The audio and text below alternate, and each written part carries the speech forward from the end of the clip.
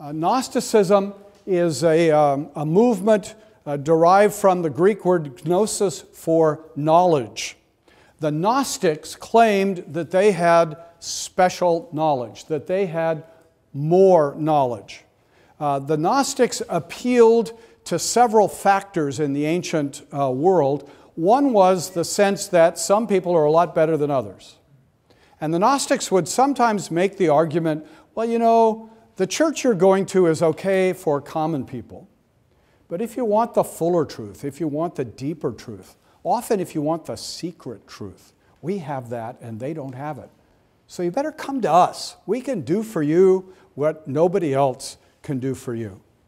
Now, the Gnostics were themselves a group with great internal divisions, great differences amongst themselves, but this was the essential claim of all the Gnostics. We have special knowledge. Sometimes we have secret knowledge that only the initiates can possess, and we can teach you a Christianity that is more radically spiritual than what the apostles have done.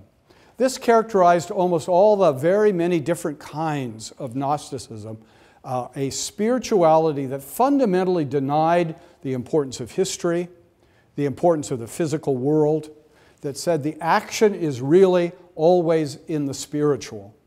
And in this regard, they connected with things to be found in ancient philosophy, particularly amongst Plato and some of his followers. The really important thing is the spiritual.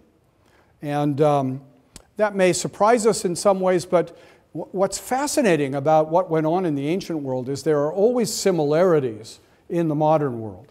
And somewhat parallel to some forms of Gnosticism, one of the most striking examples would be Christian Science. I don't know if you know much about Christian Science, but the essential teaching of Christian Science, founded by Mary Baker Eddy, is that the physical does not exist.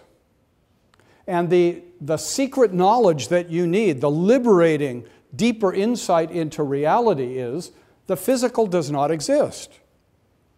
And therefore, disease doesn't exist. If your body doesn't exist, it can't be diseased. And therefore, if you can just liberate your mind from the illusion of a body, you can be well all the time. You can see how that has a certain appeal.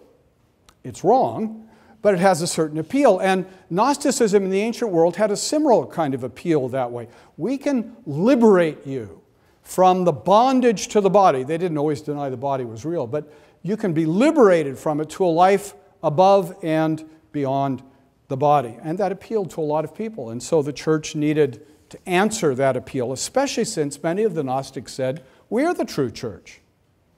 We're the true bringers of the message of Jesus Christ. And so the church had to respond to that. And one of the great early teachers and apologists of the church who led the response was Irenaeus.